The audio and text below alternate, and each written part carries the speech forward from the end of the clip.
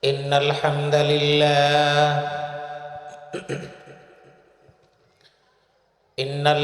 لله نحمده ونستعينه ونستغفره ونعوذ بالله من شرور أنفسنا ومن سيئات أعمالنا. من يهده الله فلا مضل له ومن يضلل فلا هادي له. ونشهد أن لا إله إلا الله وحده لا شريك له. ونشهد أن سيدنا ونبينا وحبيبنا وطبيبنا وطبيب قلوبنا محمدا عبده ورسوله الذي أرسله بالحق بشيرا ونذيرا وداعيا إلى الله بإذنه وسراجا منيرا. أما بعد فقد قال الله تبارك وتعالى في كلامه المجيد وفرقانه الحميد. أعوذ بالله من الشيطان الرجيم. بسم الله الرحمن الرحيم. مثل الذين اتخذوا من دون الله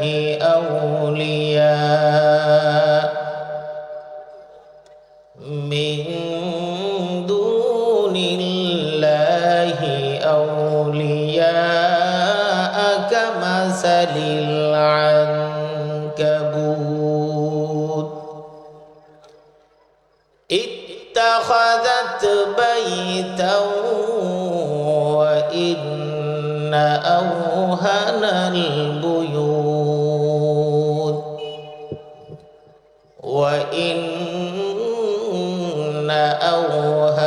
البيوت لبيت العنكبوت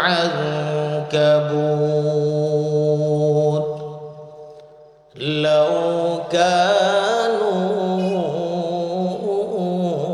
يعلمون.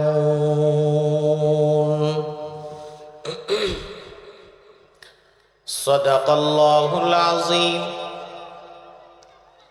وصدق رسوله النبي الكريم ونحن على ذلك لمن الشاهدين والشاكرين والحمد لله رب العالمين. সবাই আমার সাথে দরুদ পড়বেন। اللهم صل على محمد وعلى آل محمد كما صليت على إبراهيم وعلى آل إبراهيم إنك حميد مجيد. اللهم بارك على محمد وعلى آل محمد كما باركت على إبراهيم وعلى آل إبراهيم ইন্নাকা হামিদুম মাজিদ। বালাগাল উলা বিকামালিহি কাশাফাদ দুজা বিজামালিহি হাসনাত জামিউ খিসালিহি সাল্লু আলাইহি ওয়া আলিহি।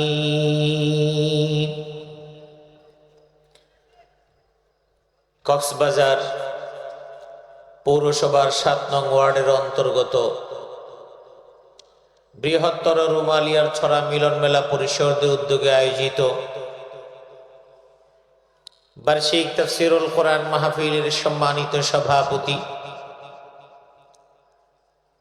জনাব মিলহাজুল আবিদিন রকি, আজকের মাহফিলের প্রধান অতিথি বিশিষ্ট আইনজীবী বাংলাদেশ সুপ্রিম কোর্টের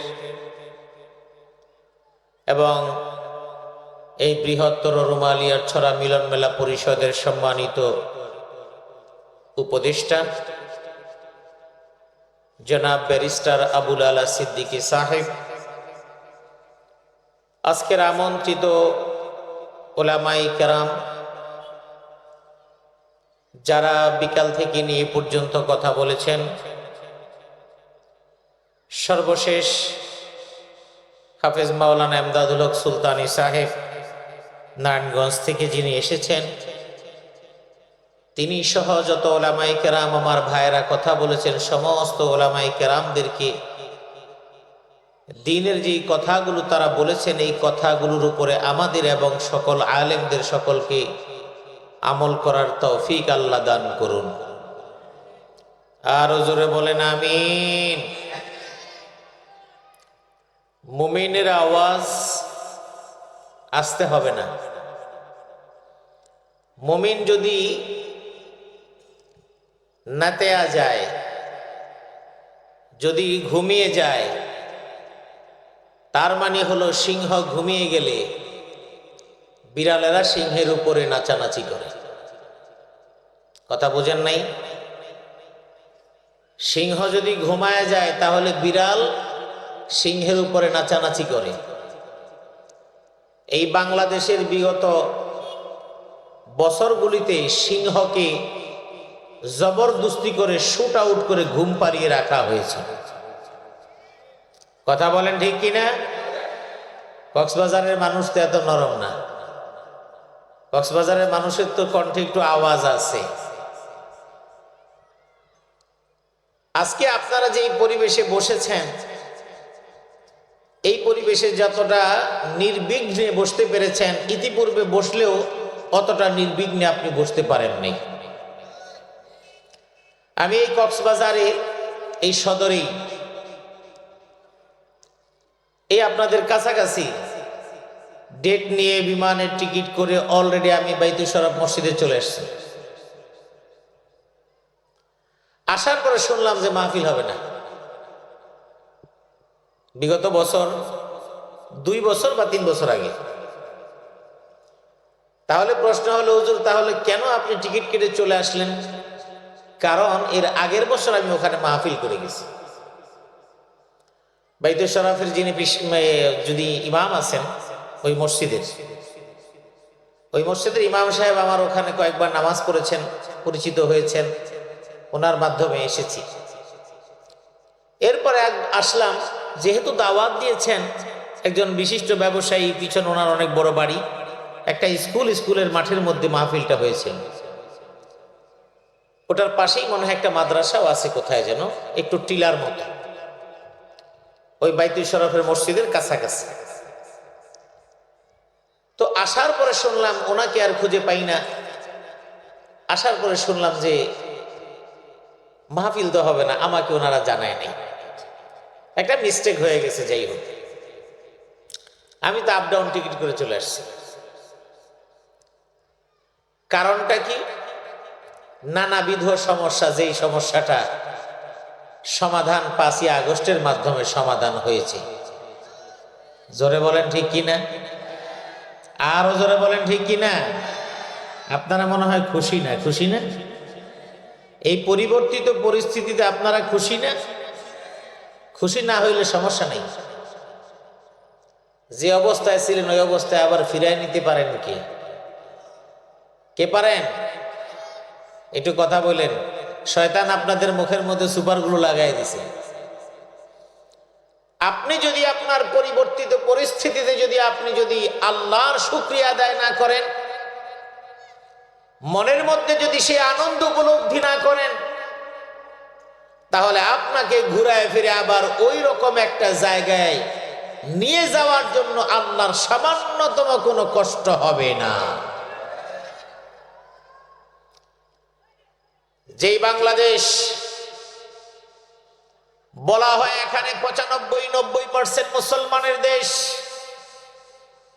আফসোস এবং পরিতাপের বিষয়, মুসলমানে গিজ গিজ করে মুসলমানে পরিপূর্ণ দেশের মধ্যে এই কোরআন যেই মুসলমান না শুধু সকল মানুষ এবং সমস্ত শ্রেণী পেশার মানুষের জন্য, ধর্মের মানুষের জন্য নাজিল করেছেন, মুসলিম অধ্যুষিত দেশ, এখানকার প্রধানমন্ত্রী মুসলমান, বলেন তাহাজ্জুদ গুজার, রাষ্ট্রপতি মুসলমান, মন্ত্রী পরিষদ মুসলমান, সচিব মুসলমান, আমলা মুসলমান, কামলা মুসলমান, আইজিপি মুসলমান, র্যাবের ডিজি মুসলমান, পুলিশের ডিসিএসপি মুসলমান, মহাপরিচালক র্যাবের এবং বিজিবি সহ সেনাবাহিনী সবাই মুসলমান।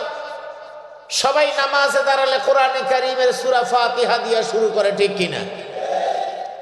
কিন্তু মুসলমানের ঘরে জন্ম নেওয়ার পরে ওই মুসলমানের বাচ্চারাই আবার যখন একজন আলেমের কাছ থেকে মাইকটা টেনে নিয়ে যায়, তখন ওই মানুষগুলোকে আর মুসলমান বলতে মনে চায় না। ওরা হলো মুসলমান হিসাবে ওরা জন্মগ্রহণ করলেও ওরা হলো ওই আবু জেহেল, উতবা, সাইবার প্রেতাত্মা। আপনি আমি মনে করি কাফের বললেই মনে হয় মুশরিকরা কাফের, না। আপনি কাফেরের সংজ্ঞাই বুঝেন নাই। কাফের তো বলা হয় যে গোপন করে, তাকে বলা হয় কাফের। অভিধানের ভাষায়, শব্দের বিশ্লেষণে যে কাফের কাকে বলা হয়? যে গোপন করে। গোপন করা কি? একজন কৃষক তিনি যখন ক্ষেতের মধ্যে বীজ বপন করেন তখন বীজটাকে মাটির মধ্যে লুকায় দেন, ঠিক কিনা? শাব্দিক অর্থে বীজ বপন করার কারণে তিনি ওই বীজ বপনকারী হিসেবে, তিনি গোপনকারী হিসেবে, তিনি শাব্দিকভাবে তিনি কাফের, মানে ওই কাফের গোপনকারী। কি গোপনকারী? কিন্তু গোপনকারী কাফের মানে হলো আল্লাহর নাফরমান। কিভাবে? আল্লাহর বিধানকে জানার পরে যে নাকি গোপন রাখে, পালন করে না, এক। দুই নাম্বার, যে আল্লাহর বিধান জানার পরেও সেটা পালন করতে বাধা প্রদান করে। এরা দুই শ্রেণীর হলো ওই কাফের, যেই কাফের কথা কোরআনে বলা হয়েছে। জোরে বলেন নাউজুবিল্লাহ। এই জন্যই বাংলাদেশে মুসলমানের সংখ্যার অভাব নাই, কিন্তু ইসলামী শাসন ব্যবস্থা চাওয়ার মানুষের অনেক অভাব। এদেশে মুসলমানের অভাব নাই, কিন্তু কোরআনের তাফসীর মাহফিল বন্ধ করে দেওয়ার জন্য 5টা মানুষ যথেষ্ট হয়। এলাকার মধ্যে 5,000 নয়, 1 লক্ষ মানুষ থাকে, অথচ ওই অন্যায়কারী 5টা মানুষের সামনে দাঁড়াতে পারে না।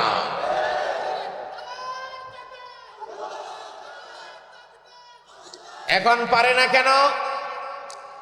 ওই সন্ত্রাসী, কোরআন বিদ্বেষী যেই মানুষ, ওরা সংখ্যায় কিন্তু অনেক বেশি না। সেটা আপনি টের পান নাই, আগে টের পাইছেন 5ই আগস্টে, যখন নাকি গাড়ি বাড়ি ধন দৌলত বউ পোলাপান ফালা রেখা পিছনের দিকে তাকানোর সময় নেই, দে দৌড় পালায় গেছে, তখন বুঝেছেন ওদের কোনো শিকড় নাই। কিন্তু ইসলামপন্থীদের শিকড় শুধু কক্সেস বাজারে না, ইসলামপন্থীদের শিকড় হলো মদিনা মুনাওয়ারায়। জোরে বলেন ঠিক কিনা? এই জন্য আপনারা আজকে আসতে পেরেছেন, এটা খুশি থাকার কথা।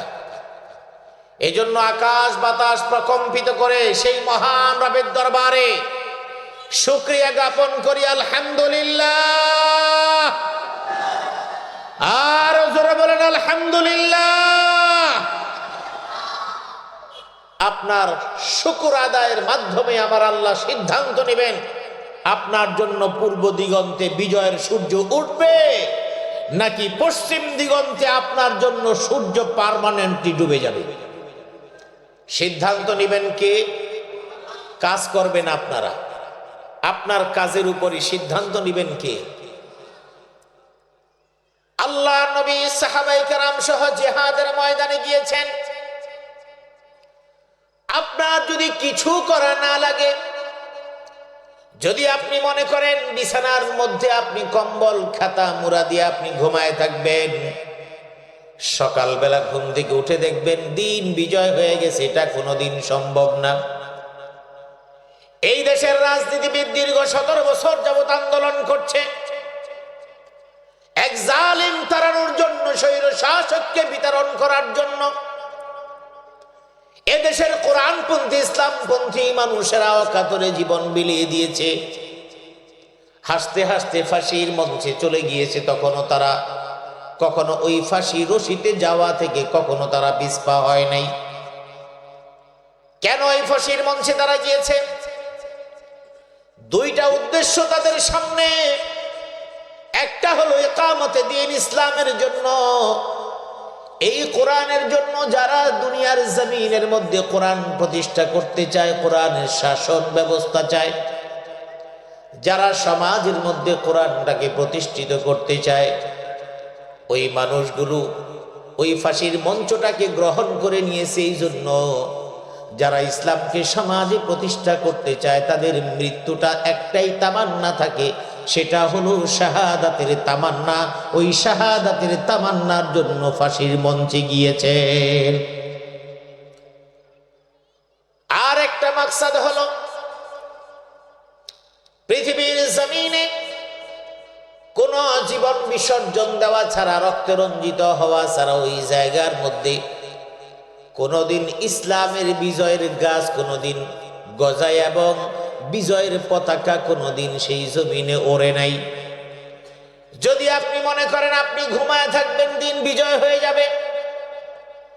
রাজনৈতিক নেতৃবৃন্দ 17 বছর পর্যন্ত বিভিন্ন ভাবে আন্দোলন সংগ্রাম করেছেন, জালেমের বিরুদ্ধে তারা দাঁড়িয়েছেন, কিন্তু পারেন নাই। আল্লাহ পাক রব্বুল আলামিন তাদেরকে ব্যর্থ করে দিয়ে ছোট ছোট ওই সন্তানগুলো দিয়ে জালেমকে তাড়ানোর ব্যবস্থা করেছেন। কি এটার কারণ কি? যখন আপনি ব্যর্থ, আপনি যখন আপনার দায়িত্ব পালনে ব্যর্থ হবেন, অন্য কাউকে না কাউকে দিয়ে সেই দায়িত্ব পালন করায় দিবেন কি? কিন্তু আপনি যে দায়িত্ব পালন করেন নাই, সেই জন্য আপনি কোনোদিন মুক্তি পাবেন না। ওই কিয়ামতের ময়দানে আপনাকে আল্লাহর কাছে জবাব দেওয়া লাগবে। ইন্নাস সামআ ওয়াল বাসারা ওয়াল ফুআদা কুল্লু উলাইকা কানা আনহু মাসউলা। আল্লাহ রাব্বুল আলামিন বলেন, তোমার যেই কান, তোমার যেই চোখ, তোমার যেই জিহ্বা, তোমার যেই ঠোঁট আমি আল্লাহ দিয়েছি, তোমার যে দৈহিক অবকাঠামো এবং শক্তি আমি দিয়েছি, সব কিছুর জবাব আমার কাছে দেওয়া লাগবে। আলাম নাজআল লাহু আইনাইন ওয়া লিসানান ওয়া শাফাতাইন। তোমাকে আমি জিহ্বা দিয়েছি এবং জিহ্বাটার দুই সাইডে দুইটা ঠোঁট আমি আল্লাহ দিয়েছি। এই জিহ্বা দিয়ে তুমি আমার নামে যে তাসবিহগুলো পড়বা, ওই তাসবিহগুলো সুবহানাল্লাহ বলবা, আলহামদুলিল্লাহ বলবা, আল্লাহু আকবার বলবা। আল্লাহর জন্য যা বলবা সব কিছু মুহূর্তের মধ্যে সংরক্ষণ করে আমার ফেরেশতারা আমার কাছে পাঠায়া দিবেন। সুবহানাল্লাহ। আমার ভাই বন্ধুরা, সাহাবায়ে কেরাম, আপনি আপনার চাইতে ইমানে মজবুত ছিলেন। আল্লাহর নবী এবং আম্বিয়া আলাইহিমুস সালাতু ওয়াস সালামদেরকে আল্লাহ পাক রব্বুল আলামিন স্বয়ং নিজ হাতে তদারকি করেছেন। নবীরা যা কাজ করেছেন সব নিজ হাতে তদারকি কুদরতের মাধ্যমে করেছেন। কি আরো জোরে বলেন কে? আল্লাহ। নবী চলছেন, যেখানেই বাধাগ্রস্ত হয়েছেন সঙ্গে সঙ্গে সান্ত্বনা দেওয়ার জন্য জিবরাইল আমিনকে পাঠায় দিয়েছেন আল্লাহ, যাতে করে নবী হতাশাগ্রস্ত হয়ে না যান। আল্লাহ নবীর পূর্ববর্তী নবীরাও যখন বাধাগ্রস্ত হয়েছেন, বিপদের সম্মুখীন হয়েছেন, তাদেরকেও হতাশা থেকে মুক্ত করার জন্য জিবরিল আমিনকে পাঠায় দিয়েছেন। কি যদি নবীরা যদি সচেষ্ট না হতেন, উম্মতেরা যদি সচেষ্ট না হতেন, তাহলে কোন যুগেই বিজয় আসতো না। নমরুদেরও অধপতন হতো না, ফিরাউনেরও পতন হতো না। আল্লাহর নবীর যুগে আবু জাহেল, উতবা, শাইবা তাদেরও পতন হতো না। যদি তারা ঘুমায় থাকতেন, তাহলে মদিনা মুনাওয়ারায় ইসলামী রাষ্ট্র কখনো প্রতিষ্ঠিত হতো না। যদি সাহাবায়ে কেরাম এবং আল্লাহর নবী ঘুমায় থাকতেন, মক্কাতুল মুকাররমা যেখান থেকে বের করে দেওয়া হয়েছিল, সেখানে বিনা রক্তপাতে বিজয় লাভ করা কোনোদিন সম্ভব হতো না। আজকে কেন হয় না? আমাদের দুর্বলতাটা কি? 5 জন মানুষ যদি লাঠি নিয়ে আসে, আপনি যদি দাঁড়ায় যান, তাহলে আপনি বলবেন হুজুর প্রশাসন তো তাদের কথায় চলে ঠিক। তবে একটা আপনি যখন দাঁড়ায় যাবেন প্রশাসনের বিরুদ্ধে, যখন আপনি দাঁড়ায় যাবেন, সারা দেশবাসী দেখবেন একদিন টিকে থাকবে, 2 দিন টিকে থাকবে। ওই প্রশাসন ঘর ছেড়ে, থানা ছেড়ে পালায় যাবে। বিশ্বের ইতিহাসে এমন আর একটা নজির হয় নাই। জোরে বলেন ঠিক কিনা? থানা রেখে পুলিশ পালায় গেছে, থানার মধ্যে 3 দিন পর্যন্ত পুলিশ নাই। বিশ্বের ইতিহাসে এমন কোন নজির আর হয় নাই। এটা করলেন কে? আওয়াজ আপনাদের বের করতে পারতেছি না। এই কাজটা করলেন কে? নাকি সলিমউদ্দিন কলিমউদ্দিন? সলিমউদ্দিন কলিমউদ্দিন দাঁড়ায় যতই বলুক না কেন এটা আমি করেছি, আমার দল করেছে, অমুক করেছে, তমুক করেছে, না, আমরা করি নাই। আমাদের সবাই মিলে আমরা প্রচেষ্টা করেছি। মূল মাস্টার মাইন্ড কে? জোরে বলেন কে? বদরের যুদ্ধে সাহাবীর সংখ্যা মাত্র 313 জন। কথা বলেন কয়জন? মুশরিকদের সংখ্যা কত? 1000 কিংবা তারও বেশি। 1000-এর বর্ণনা ইতিহাসের মধ্যে। আল্লাহ নবী বদরের প্রান্তরে অবস্থান করছেন। বুখারীর বর্ণনা, নাযারা নবিয়্যুল্লাহি ইলাল মুশরিকিন ওয়া হুম আলফুন ওয়া আসহাবুহু সালাসামিআতিন ওয়া বিদআতাশার। আল্লাহ নবী বদর প্রান্তরে উপস্থিত, সেখানে মুশরিক বাহিনীর সংখ্যা হলো 1000।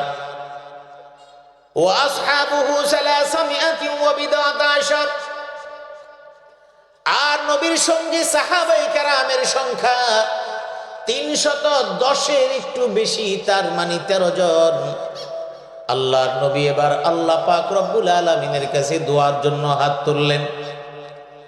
আল্লাহ রাব্বুল আলামিন ইতিপূর্বে বলেছিলেন তোমাকে সাহায্য করা হবে, কিন্তু আল্লাহর নবী যখন দেখলেন 1000 সৈন্য, আধুনিক অস্ত্রে শস্ত্রে সুসজ্জিত সৈন্যবাহিনীর সঙ্গে একেবারে সামান্য অস্ত্র নিয়ে 313 জন সাহাবী নিয়ে কিভাবে অসম লড়াই আমি করব, এই জন্য আল্লাহর সাহায্য তিনি চাইলেন।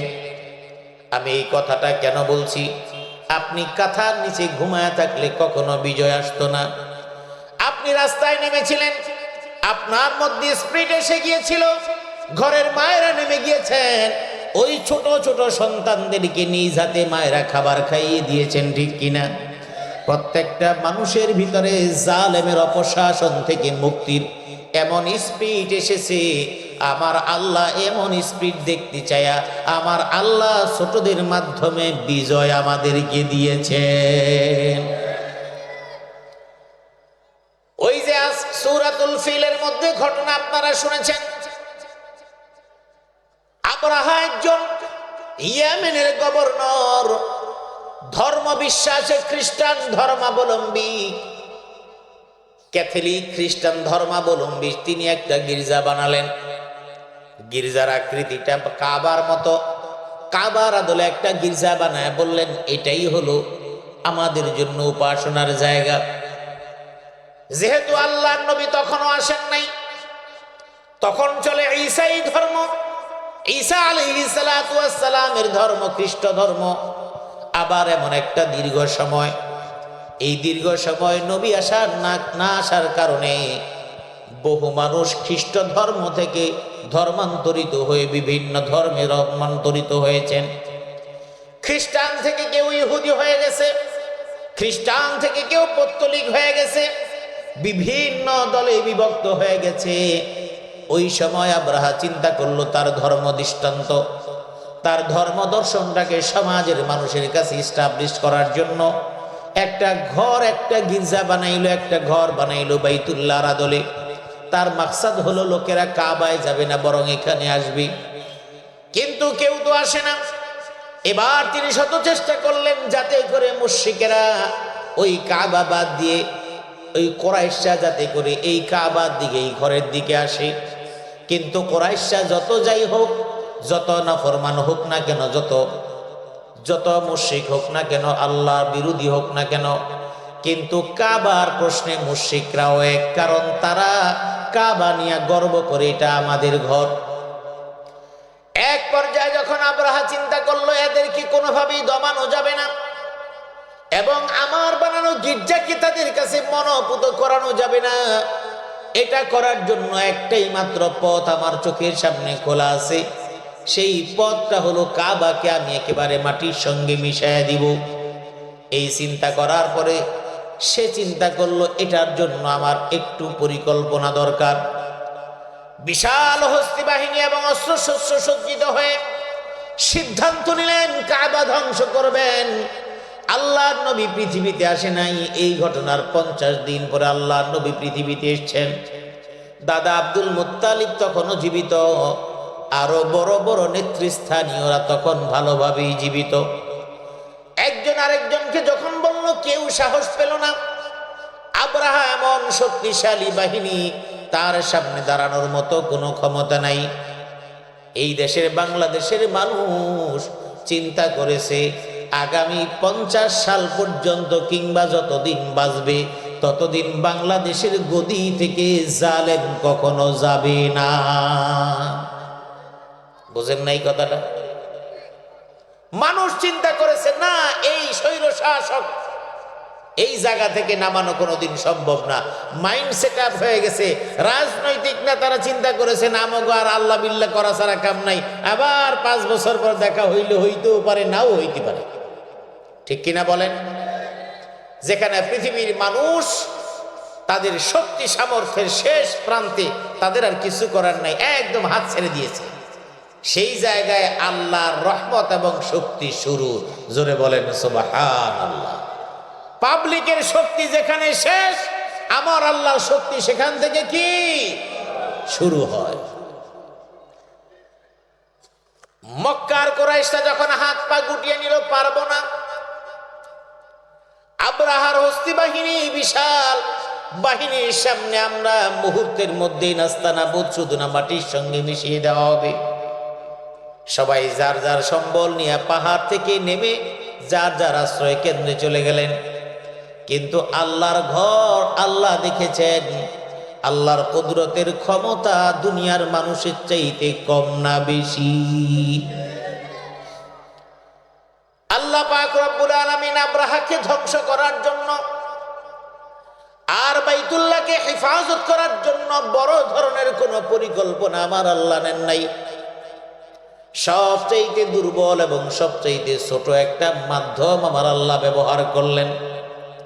সেই মাধ্যমটার নাম হলো সামুদ্রিক সব চাইতে ছোট ছোট পাখির ঝাঁক দিয়া আল্লাহ পাক আব্রাহা বাহিনীকে ধ্বংস করে দিলেন। পাখির ঝাঁকগুলোকে বলে দেওয়া হলো, পাখির দল, মুখের মধ্যে একটা কঙ্কর নিবা, আর ওই তোমার পা আছে, পায়ের মধ্যে একটা একটা করে কঙ্কর নিবা, ঝাঁকে ঝাঁকে যাইবা। আজকের দুনিয়াতে যখন আপনি দেখেন বোমারু বিমান, ওই আকাশে বিমানটা উঠে আর পিছন দিকে বড় বড় বোমা নিক্ষেপ করে মাটিতে। আল্লাহ পাক রব্বুল আলামিন ওই রকম কোন বোমারু বিমান পাঠান নাই, আর ওই যুগে এমন বোমারু বিমান ছিল না। আল্লাহ পাক রব্বুল আলামিন পাখির মাধ্যমে বোমারু বিমানের কাজ করলেন। আব্রাহা বাহিনী ওয়াদিউল মুহাসসার ওই জায়গা পর্যন্ত যখন আসলো, ওই মিনা মুজদালিফার কাছাকাছি একটা জায়গা, যারা হজে যায় তাদের মুআল্লিমরা দেখায় এদের অনেক সময়, এবং ওখানকার নির্দেশনা হলো ওই জায়গাটুকু খুব দ্রুত পার হওয়া, কারণ এটা হলো গজবের জায়গা, লানতের জায়গা। সাহাবায়ে কেরামকে আল্লাহর নবী যখন ওই জায়গাটা পার হচ্ছিলেন তখন বলছেন, জায়গাটা দ্রুত তোমরা অতিক্রম করে যাও, কারণ এটা আল্লাহর গজবের জায়গা। আল্লাহ পাক রব্বুল আলামিন পাখির ঝাঁককে নির্দেশনা দিয়ে দিলেন। সেই কথাগুলো আল্লাহর নবীকে যখন আল্লাহ পাক রব্বুল আলামিন শোনাচ্ছিলেন, আল্লাহ নবী যখন দাওয়াত দিতে গিয়ে বিভিন্ন কারণে হতাশাগ্রস্ত হয়ে যাচ্ছিলেন, আবার কখনো কখনো মনমরা হয়ে যাচ্ছিলেন। আল্লাহ নবীর বিরুদ্ধে তারা যখন দাঁড়ায় গেল শক্তিশালী অবস্থায়, আল্লাহ বুঝায় দিলেন, যে যত শক্তিশালী হোক না কেন, আমি যদি তোমার সঙ্গে থাকি, দুনিয়ার কোনো মানুষ তোমার সামান্যতম ক্ষতি কখনোই করতে পারবে না। আল্লাহর নবীর একটা হাদিস বলি, এখানে আমি বলবো। আল্লাহর নবীর একটা হাদিস ইবনে আব্বাস রাদিয়াল্লাহু তাআলা আনহু বর্ণিত, ইমাম তিরমিজি রাহমাতুল্লাহি আলাইহি তিরমিজিতে উল্লেখ করেছেন। লম্বা হাদিসের একটা অংশ, শেষ অংশ বলছি। আল্লাহ নবী ইবনে আব্বাসকে লক্ষ্য করে বলছেন, শুনো, লাউ ইজতামাউ আলা আন ইয়ানফাউকা বিশাইইন লাম ইয়ানফাউকা বিশাইইন ইল্লা ক্বাদ কাতাবাহু আল্লাহু লাক ওয়া লাউ ইজতামাউ আলা আন ইয়াদুররুকা বিশাইইন লাম ইয়াদুররুকা বিশাইইন ইল্লা ক্বাদ কাতাবাহু আল্লাহু লাক। আপনার জন্য বলছি, আমার মায়েদের জন্য বলছি, বোনদের জন্য বলছি, আমার বাবারা, ভাইরা, বোনেরা, রাসূলের হাদিস একটা মনে রাখবেন, ঈমানটাকে আপনি মজবুত করবেন, বিশ্বাসটাকে আল্লাহর উপরে মজবুত করবেন। সারা দুনিয়ার মানুষ আপনার বিরুদ্ধে দাঁড়ায় গেছে কিংবা উপকার করার জন্য দাঁড়ায় গেছে। প্রথমটা বলি, সারা দুনিয়ার মানুষ আপনার পক্ষে, সমস্ত মানুষ আপনার উপকার করতে চায়, কিন্তু আল্লাহর সিদ্ধান্ত আপনার কোনো উপকার হবে না। সারা দুনিয়ার মানুষ মিলে চিন্তা করে লাভ নাই, শক্তি দেখায় কোনো লাভ নাই, আপনার সামান্যতম কোনো উপকার কারো দ্বারা করা সম্ভব নয়। পুলিশ বাহিনী আমার, র্যাব আমার, বিজিবি আমার, সেনাবাহিনী আমার, 300 সংসদ সদস্য আমার, স্থানীয় জনপ্রতিনিধি আমার, রাস্তাঘাটে বিশাল বাহিনীও আমার, কিন্তু আমার আল্লাহর সিদ্ধান্ত হলো আমি তোমাকে এখন কোনো ছাড় দিব না।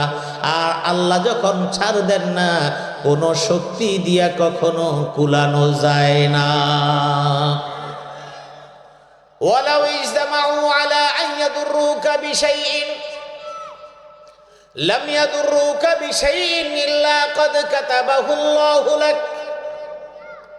সারা দুনিয়ার মানুষ মিলে তোমার বিরুদ্ধে দাঁড়ায় গেল তোমার ক্ষতি করার জন্য, তোমার ঘরের মানুষ তোমার বিরুদ্ধে দাঁড়ায় গেছে। বোন, তুমি সংসার জীবনে হিংসার শিকার, তোমাকে নিয়ে হিংসা করে। ভাই, আপনাকে নিয়ে আপনার পরিবারের সদস্য হিংসা করে। ব্যবসায়ী, আপনার ব্যবসায়ী বন্ধুরা আপনাকে নিয়ে হিংসা করে, আপনার ক্ষতি কামনা করে। যে যেখানে আছেন, যেভাবে আছেন না কেন, আপনি যদি সততার উপরে থাকেন, আল্লাহর প্রতি ভরসা রাখেন, সারা দুনিয়ার মানুষ ক্ষতি করতে চাইবে কিন্তু আপনার সামান্যতম কোনো ক্ষতি কেউ কোনোদিন করতে পারবে না। জোরে বলেন আল্লাহু আকবার। এই হাদিসটা মনে থাকবে তো? মনে থাকবে? এটা মনে রাখবেন, আলোচনাটুকু সামনে বুঝার জন্য সহজ হবে। আল্লাহ পাক রব্বুল আলামিন আল্লাহ নবীকে সান্ত্বনা দিয়ে বললেন, তুমি টেনশন করো না, যারা যত বিরোধিতা করুক না কেন তোমার সামান্যতম কোনো ক্ষতি দ্বারা কেউ করতে পারবে না। কেন? তুমি কি দেখো নাই তোমার পূর্ববর্তী আব্রাহা বাহিনীকে আমি আল্লাহ একেবারে সামান্যতম ছোট পাখি দ্বারা আমি ধ্বংস করে দিয়েছি। তার মানে আল্লাহ বুঝাতে চাইলেন, ভয় পেও না, কারণ তোমার সঙ্গে যদি আল্লাহ থাকে, আমি আছি। তোমার কাজ হলো দ্বীনের বিজয়, তোমার কাজ হলো ইসলামের প্রচার। তুমি দাওয়াত দিয়ে যাও, তাদের উপরে বিজয় কেমনে অর্জন করতে হয় এটা আমি দেখায় দিব। জোরে বলেন আল্লাহু আকবার। আল্লাহ পাক রব্বুল আলামিন এবার ঘটনা শোনাচ্ছেন আল্লাহর নবীকে। আলাম তারা কাইফা ফাআলা রাব্বুকা বিআসহাবিল ফিল আলাম ইয়াজআল কাইদাহুম ফি তাদলিল ওয়া আরসালা আলাইহিম তায়রান আবাবিল ترميهم بحجارة من سجيل فجعلهم كعصف مأكول আল্লাহ রাব্বুল আলামিন বলছেন, আলাম তারা কাইফা ফাআলা রাব্বুকা বিআসহাবিল ফিল। ও রাসূল, আপনি শুনেন নাই, আপনি দেখেন নাই আসহাবে ফিলদের সঙ্গে কেমন আচরণ করা হয়েছে? আচরণের বর্ণনা আল্লাহ পাক রব্বুল আলামিন সুন্দর করে দিচ্ছেন। ও আরসালা আলাইহিম তায়রান আবাবিল। আবাবিল পাখির নাম না, আবাবিল মানে হলো ঝাঁকে ঝাঁকে পাখি। ও আরসালা আলাইহিম তায়রান আবাবিল, তাদের উপরে ঝাঁকে ঝাঁকে পাখি আল্লাহ পাক রব্বুল আলামিন প্রেরণ করলেন। তারমিহিম বিহিজারাতিম মিন সিজিল, তাদের উপরে একেবারে পাথরগুলোকে নিক্ষেপ করা হলো। মুফাসসিররা ব্যাখ্যা দিয়েছেন, পাথরগুলো উপর থেকে মাথার উপরে পড়েছে, নিচ দিয়ে বেরিয়ে গিয়েছে, মরে গেছে তাই না। আল্লাহ রাব্বুল আলামিন বর্ণনা দিয়েছেন, ফাজআলাহুম কাআসফিম মাকুল, তারা শুধু শেষ হয় নাই, গরুতে ছাগলে বিভিন্ন প্রাণীরা ঘাস চাবানোর পরে যেমন ঘাসটা যেমন হয়ে যায়, চাবানো ঘাস যেমন হয়, ওই বিশাল হস্তি বাহিনীকে ওই প্রাণীতে চাবানো ঘাসের মতো বানায়া দিলেন। কি? আরো জোরে বলেন কে? তাহলে আপনার সামর্থ্য যেখানে শেষ হবে, অথবা আপনি যখন দায়িত্ব পালন করবেন না, আল্লাহর দ্বীনকে আল্লাহ বিজয় করবেন, সেজন্য আপনার পুলকিত হওয়ার কিছু নেই। কিন্তু আপনার দায়িত্ব পালন না করার কারণে আল্লাহর কাছে আপনাকে জবাব দেওয়া লাগবে। আব্রাহা বাহিনীকে শেষ করে দিলেন, বিজয় দিয়ে দিলেন কে? জোরে বলেন কে? এবার একটা কথা বলছিলাম, আপনি ওখান থেকে চলে আসছি, আপনারা মনে করেছেন ফেলে আসলাম। বদর প্রান্তরে সাহাবায়ে কেরামের সংখ্যা অল্প, মুশরিকদের সংখ্যা কি বেশি। এই কথাগুলো আপনাদেরকে বলার কারণ কি? আমি একটা আয়াত আপনাদের সামনে তেলাওয়াত করেছি, সেটার আলোকেই কথা বলছি। ওই আয়াতটা হলো সূরা আনকাবুত। আনকাবুত হলো মাকড়সা। ওই সূরা আনকাবুতের একটা আয়াত আমি তেলাওয়াত করেছি, যে আয়াতের অর্থটা হলো মাসালুল লাযীনা ইত্তাখাযু মিন দুনিল্লাহি আউলিয়া। পৃথিবীর মধ্যে কিছু মানুষ নিজেদের অভিভাবক, নিজেদের সব কিছুর মালিক মেনে নেয় একমাত্র আল্লাহকে। আরেক শ্রেণীর মানুষ তাদের ক্ষমতা, তাদের রাষ্ট্র ক্ষমতা, অর্থনৈতিক ক্ষমতা, শারীরিক সুস্থতা, বিলাসবহুল জীবনযাপনের সব কৃতিত্ব আল্লাহকে বাদ দিয়ে অন্য কাউকে দেয়। যেমন যার অনেক টাকা আছে, চিন্তা করে অসুস্থ হলে টেনশন নাই, সোজা আমি ব্যাংককে চলে যাব, সিঙ্গাপুর চলে যাব, টাকা আছে, সে টাকাটাকেই মনে করে তার সুস্থ থাকার অন্যতম হাতিয়ার, আছে না নাই? আবার রাজনৈতিক ক্ষমতা ধরেরা মনে করে আমার এই ক্ষমতা চেয়ার নিব কে, এটা আমি পেয়েছি, এটা আমার চেয়ার। কিন্তু একবারের জন্য চিন্তা করেন, এই চেয়ার তোমাকে আল্লাহ একটু সময়ের জন্য শুধুমাত্র টেস্ট করার জন্য দিছে। যদি ঠিক মতো পালন করো তাহলে রাখবো, যদি ঠিক মতো পালন না করে এমন কিক আউট করবে বাউন্ডারি আর ছক্কানা সোজা স্টেডিয়ামের গ্যালারির বাইরে। কথা কি বুঝাইতে পারলাম? তার মানে কি, মাসালুল্লাযীনা ইত্তাখাযু মিন দুনিল্লাহি আউলিয়া কামাসালিল আনকাবুত। আল্লাহ ছাড়া কাউকে যদি তুমি তোমার অভিভাবক মনে করে নাও, তাহলে তোমার এই ধারণা, তোমার এই পরিকল্পনাটা হলো মাকড়সার ঘরের মতো, মাকড়সার মতো। ইত্তাখাযাত বাইতা, মাকড়সা দীর্ঘ সময় বুনায় বুনায় সুন্দর একটা ঘর বানায়, অনেক সময় এদিকে যায় ওদিকে যায়, এমন করে করে সুন্দর করে একটা ঘর বানায়। দেখেছেন না সবাই? ইত্তাখাযাত বাইতা, মাকড়সায় ঘরটা বানায় মনে করে এটা তার পার্মানেন্ট ঘর। ওয়া ইন্না আওহানাল বুয়ুতি লাবাইতুল আনকাবুত, ঘরটাকে মনে করে পার্মানেন্ট, কিন্তু মুহূর্তের মধ্যে একটা বাতাসে অথবা যে কোনো একটা কিছু পড়লো অথবা টিকটিকি লাফ দিল, মুহূর্তের মধ্যেই মাকড়সার জাল ভ্যানিশ হয়ে যায়, ঠিক কিনা? লাউ কানু ইয়ালামুন, আহারে যদি এই মানুষগুলো জানতো। তার মানে কি, আল্লাহকে ছাড়া আপনি যা কিছুকে ধরে আপনি মনে করেন আপনি ক্ষমতার মস্তদে বসে থাকবেন, আমার আল্লাহ বলছেন তোমার পরিকল্পনাটা হলো মাকড়সার জালের মতো, এক তুরিতে উড়ায় দিবেন কে? আরো জোরে বলেন কে? আমি এটাকেই আপনাকে বুঝানোর জন্য আমি কথাগুলি বলছি। মাকড়সার জাল আমাদের ক্ষমতার এই নেশা, আমাদের টাকা বলেন, আমাদের ক্ষমতা বলেন, আমাদের বিত্ত বৈভব বলেন, আমাদের জৌলুস বলেন, সব হলো মাকড়সার জালের মতো। রাসূলুল্লাহ সাল্লাল্লাহু আলাইহি ওয়াসাল্লাম একটা হাদিস, দীর্ঘ হাদিস, সেখানকার অংশ বিশেষ বলছি। ইবনে উমর রাদিয়াল্লাহু তাআলা আনহু বলছেন, শুনে রাখো আল্লাহ রাসূলের হাদিস।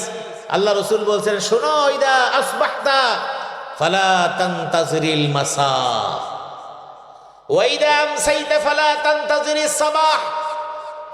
তুমি আজকে ক্ষমতায় বৈশা তুমি বলো 2050 সাল পর্যন্ত আমি ক্ষমতা নিয়ে থাকবো, অথচ 1 মিনিট পরে তোমার কপালে কি আছে তুমি জানো না, ঠিক কিনা? ওয়া মা তাদরি নাফসুম মাযা তাকসিবু গাদা, আগামীকাল কি হবে, 1 সেকেন্ড পরে তোমার কি হবে সেটা তোমার জানার কোনো ক্ষমতা নাই। আমি আপনাদেরকে বলবো আল্লাহ কিভাবে মাকড়সার জালের মতো দেখায় দেন, এবং আল্লাহ পাক রব্বুল আলামিন যুগে যুগে এমন অহংকারী যারা, পিশাচ যারা, জালেম যারা, স্বৈর শাসক যারা, তাদেরকে পৃথিবী থেকে নিশ্চিহ্ন করে দিয়েছেন। নিশ্চিহ্ন করে দেওয়ার পরের পরিস্থিতিটা কি এটা বর্ণনা করে দিয়েছেন। আপনি মিলায় দেখবেন, আমার মিলানো লাগবে না, আমি শুধু আয়াতগুলি বলে আপনাদের সামনে তর্জমাটা পেশ করে যাব। আপনি মিলায় দেখবেন বর্তমান প্রেক্ষাপটের সাথে মিলে কি মিলে না। যদি মিলে যায় তাহলে আপনি বুঝে নেবেন আল্লাহ কত বড় সুন্দরভাবে বিচক্ষণতার সাথে দূরদর্শিতার সাথে বর্ণনা করেছেন, কিন্তু বলেছেন লাউ কানু ইয়ালামুন, যদি তারা জানতো। আসলে আমরা এখনো তা বুঝতে পারি নাই। এবার আসুন বদরের প্রান্তরে সেটা বলে নেই। আল্লাহ নবী বদর প্রান্তরে যখন এই অল্প সংখ্যক সাহাবায়ে কেরাম নিয়ে সেখানে হাজির হলেন, ওদিকে মুশরিকরা বিশাল বাহিনী। এই অসম যুদ্ধে তো পারা সম্ভব না যদি আল্লাহর সাহায্য না থাকে। আল্লাহ নবী বদর প্রান্তরে হাত তুললেন, এমন ভাবে হাত তুললেন, হাত তোলার কারণে যেই চাদরটা গায়ের মধ্যে ছিল চাদরটা পিছন থেকে পড়ে গেল। এবার আল্লাহ নবী হাত তুলে বলছেন, আল্লাহুম্মা আনজিজলি মা ওয়া'আদতানি, আল্লাহুম্মা আতিনি মা ওয়া'আদতানি। যেহেতু আল্লাহ রাব্বুল আলামিন আল্লাহ নবীকে ওয়াদা করেছিলেন তোমাকে আমি সাহায্য করব, আল্লাহ রাব্বুল আলামিনের সেই কথার আলোকে আল্লাহ নবী এবার হাত তুলে বদর প্রান্তরে দোয়া করছেন, ওগো আল্লাহ, আনজিসিলি মা ওয়া'আদতানি আতিনি মা ওয়া'আদতানি, আমাকে যা দেওয়ার কথা তুমি দাও, যা ওয়াদা করেছিলে তা ওয়াদা পূরণ করে দাও। এরপরে বললেন, আল্লাহুম্মা ইন তুহলিক হাদিহিল ইসাবাতা ফিল আরদ লাম তু'বাদ ফিল আরদ আল্লাহুম্মা ইন তুহলিকা হাযিহিল ইসাবাতা লাম তু'বাদ ফিল আরদ। আর দোয়া করলেন, আল্লাহ এই জমিনের আজকের এই 17ই রমজান বদর প্রান্তরে তোমার ঈমানদারদেরকে নিয়ে যে দ্বীনের জন্য এসেছি, আজকে যদি মুশরিকদের সঙ্গে যদি পরাজিত হয়ে যাই, এই জমিনের উপরে তোমার দ্বীনের কথা বলার জন্য তোমাকে ডাকার মতো কোনো মানুষ এই জমিনের মধ্যে থাকবে না। আল্লাহর নবী দোয়া করছেন, আবু বকর সিদ্দিক রাদিয়াল্লাহু তাআলা আনহু পিছনে আসলেন, এসে হালকা করে চাদরটাকে কাঁধের উপর উঠায় দিয়ে পিঠে হালকা করে বললেন, ইয়া রাসূলুল্লাহি, আপনার দোয়া আল্লাহ অবশ্যই কবুল করবেন, আপনি চিন্তিত হয়েন না। আল্লাহ পাক রব্বুল আলামিন, আল্লাহর নবীর দোয়া চলছে, জিবরিল আমিনকে আল্লাহ পাক রব্বুল আলামিন বললেন, ও জিবরিল যাও, আমার পেয়ারা হাবিব যেটা আমার কাছে চাচ্ছে, যেটা আমি তাকে দেব বলেছি, তোমার নেতৃত্বে ফেরেশতা নিয়ে, 1000 ফেরেশতা নিয়ে তুমি বদর প্রান্তরে আমার নবীর সাহাবায়ে কেরামকে তুমি সাহায্য করতে চলে যাও। সুবহানাল্লাহ কইতেন না? আরো জোরে বলেন সুবহানাল্লাহ। ফাআমাদ্দাহুমুল্লাহু বিল মালাইকা, হাদিসের ভাষা আল্লাহ পাক রব্বুল আলামিন ফেরেশতা দ্বারা তাদেরকে সাহায্য করলেন। ফাআনজালাল্লাহু তাবারাকা ওয়া তাআলা, আল্লাহ পাক রব্বুল আলামিন আয়াত নাযিল করে দিলেন, ইদ তাস্তাগীসুনা রাব্বাকুম ফাস্তাজাবা লাকুম আন্নী মুমিদ্দুকুম বিআলফিন মিনাল মালাইকা বিআলফিন মিনাল মালাইকাতি মুরদিফিন। আল্লাহু আকবার। ইয তাস্তাগীসুনা রাব্বাকুম ফাস্তাজাবা লাকুম আন্নী মুমিদ্দুকুম বিআলফিন মিনাল মালাইকাতি মুরদিফিন। আল্লাহ পাক রব্বুল আলামিন আয়াত নাযিল করে আশ্বস্ত করে দিলেন, ও নবী, আপনার জন্য আমি একজন দুইজন নয়, আমি 1000 ফেরেশতা দিয়ে আপনার বদর প্রান্তরে আপনার সাহাবায়ে কেরামকে আমি আল্লাহ সাহায্য করে বিজয় দান করে দিব। বলেন সুবহানাল্লাহ। তাহলে আল্লাহ যদি কারো পক্ষে থাকেন, কেউ ক্ষতি করতে পারবে? মক্কা থেকে মদিনায় হিজরতের জন্য রওনা দিলেন। প্রতিমধ্যেকারে সূরের মধ্যে 2 জন মানুষ, একজন আল্লাহর নবী আর একজন তার সহচর সহকর্মী বন্ধু আবু বকর সিদ্দিক রাদিয়াল্লাহু তাআলা আনহু ঝাড়া পোছা দিয়ে জায়গাটা পরিষ্কার করলেন। আল্লাহর নবী সেখানে বিশ্রাম নিচ্ছেন, আবু বকর সিদ্দিক রাদিয়াল্লাহু তাআলা আনহু আছেন। ইতিমধ্যে আওয়াজ শুনতে পাচ্ছেন, কারণ আল্লাহর নবীকে ধরার জন্য পুরস্কারের আশায় পিছনে গোয়েন্দা বাহিনী লেগে গেছে। আবু বকর সিদ্দিক রাদিয়াল্লাহু তাআলা আনহু আওয়াজ শুনে তিনি চিন্তিত হয়ে গেলেন, বললেন, ইয়া রাসূলুল্লাহ, একটু যদি ঝুঁকে তাহলে আমাদেরকে দেখে ফেলবে, আমাদের আওয়াজ শুনে ফেলবে, আমাদেরকে ধরে ফেলবে। আল্লাহর নবী তিনি তো একজন নবী, সাইয়্যিদুল মুরসালিন, রাহমাতুল লিল আলামিন। ঈমান, তাওয়াক্কুল, নির্ভরতা সবকিছু পরিপূর্ণ অন্তরে ধারণ করেন। তিনি জানেন এখানে আমরা সঙ্গী মাত্র 2 জন, আমরা 2 জন হতে পারি, কিন্তু আমার আল্লাহ আমাকে কখনো বিপদের মধ্যে ফেলবেন না। হেফাজতের দায়িত্ব একমাত্র কার? এই নির্ভরতা থেকে বলে দিলেন, লা তাহজান ইন্নাল্লাহা মা'ানা। ও আবু বকর, তুমি ভয় পেও না, সংখ্যায় আমরা 2 জন, কিন্তু আমাদের সঙ্গে হেফাজতকারী আরেকজন আছেন। তার নাম কি? জোরে বলেন, তার নাম কি? আল্লাহ হেফাজত করে দিলেন। তার মানে হলো সারা দুনিয়ার মানুষ আপনার ক্ষতি করতে চায়, কিন্তু আল্লাহ যদি ক্ষতি করতে না চান, আমার আল্লাহ ক্ষতি করতে না চাইলে দুনিয়ার কোনো মানুষ আপনার ক্ষতি করতে পারবে না। ঠিক কি না? আমি আর দীর্ঘায়িত করব না। আপনাদের কি খারাপ লাগতেছে? হ্যাঁ, আপনারা যে আওয়াজ টাওয়াজ করেন না, আমি ভাবলাম যে আপনাদের কাছে তো আমি নতুন, আমি তো আসলে ভাইরাল ঠাইরাল বক্তা না। এই যুগে তো ভাইরালের পিছে দৌড়ায় না সবাই। আপনারাও তো আসছেন, কারণ এই মাঠের যাই যতটুকুই, আলহামদুলিল্লাহ আপনারা যেভাবে আসছেন, আপনারা তো আন্দাজের উপর আসছেন। এই হুজুর চিনি না, জানি না, ভাইরাল না, তার নামে তো সিন্নি পড়ে না।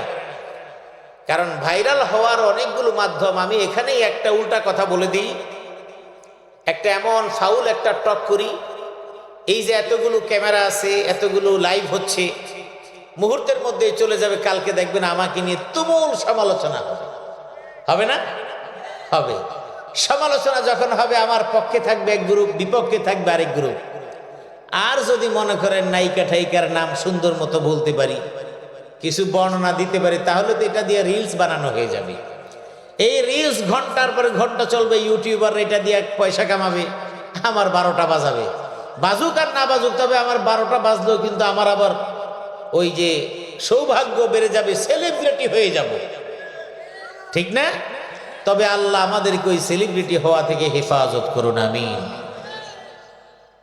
একজন মানুষ যার নামটা মনে নিলেই হৃদয়ের গভীরে শ্রদ্ধা, ভালোবাসা, আর এখন তার জন্য জান্নাতের দোয়া আসে, তিনি হলেন সারা বাংলাদেশ না, সারা বিশ্বের বাংলা ভাষাভাষী মুসলমানদের হৃদয়ের মণিকোঠায় যার স্থান, কোরআনের জন্য যার 50-এর উপরে, যিনি 50টি বছরের বেশি যিনি তাফসীর করেছেন, শহীদ আল্লামা দেলোয়ার হোসাইন সাঈদী রাহিমাহুল্লাহ। ফেসবুক ছিল না, ইউটিউব ছিল না, কোন সোশ্যাল মিডিয়া ছিল না। আল্লাহ জ্ঞানের এত পরিধি তাকে দিয়ে দিয়েছেন, কথাগুলো দীর্ঘ 50 বছরে তিনি তাফসীর করেছেন, কিন্তু এখনো দুই একটা অংশ যখন ফেসবুকে ছাড়া হয়, মনে হয় যেন গতকালকে তিনি বয়ান করেছেন। জোরে বলেন ঠিক কিনা? তিনি বেঁচে আছেন, বেঁচে থাকবেন, আজীবন থাকবেন, মুমিনের হৃদয়ে থাকবেন এবং আল্লাহর জান্নাতে থাকবেন ইনশাআল্লাহ। সুতরাং আপনারাও ভাইরালের পিছে ছুটবেন না, কোরআনের কিছু কথা শুনবেন। সেজন্য আমি সংক্ষিপ্ত পরিসরে কিছু কথা বলেই দোয়া মোনাজাত করে দেব ইনশাআল্লাহ। থাকবেন তো? কয়টা পর্যন্ত হতে পারে বলেন তো, একটু আপনাদের থেকে একটু মতামত নেই। হ্যাঁ, একটা। কারা কারা হাত তোলেন? একটা। থাকবেন না, আবার রেখে চলে যাবেন, তাই না? যাক, আপনাদের হাত তোলাটাকে আমি খুব গর্বের সাথে নিলাম। আল্লাহ আপনাদের সকলকে কবুল করুন, আমিন। তবে অত রাত পর্যন্ত যাব না, আমি 12টার মধ্যে দোয়া মোনাজাত সহজ শেষ করে দিব ইনশাআল্লাহ। মনে রাখতে হবে, সারা পৃথিবীর মানুষ আপনার বিরুদ্ধে, কিন্তু একজন আল্লাহ আপনার পক্ষে আছে। যদি আপনি সততার মধ্যে থাকেন, আপনার বিজয় হবে না পরাজয় হবে। জোরে বলেন, বিজয় না পরাজয়? সারা পরিবার আপনার বিরুদ্ধে, আপনি অন্যায়ের বিরুদ্ধে আছেন, পরিবার সব অন্যায় করতেছে। মনে রাখবেন, আপনার পরিবারের সদস্য আজকে আপনার বিরোধিতা করছে, এক সময় তারা আপনার পিছনে ফিরে আসবে এবং আপনি বিজয়ী হবেন ইনশাআল্লাহ। অনেক কথা, কোরআনের কথা বলে শেষ করা যাবে না, শুধু একটু টাচ দেই। শুধু ইউসুফ আলাইহিস সালাতু ওয়াস সালামকে কূপের মধ্যে কি পাশের বাড়ির মানুষে ফেলছে নাকি পরিবারের লোকেরা? পরিবারের লোকেরা। সবাই তো ঘটনা কম বেশি জানেন।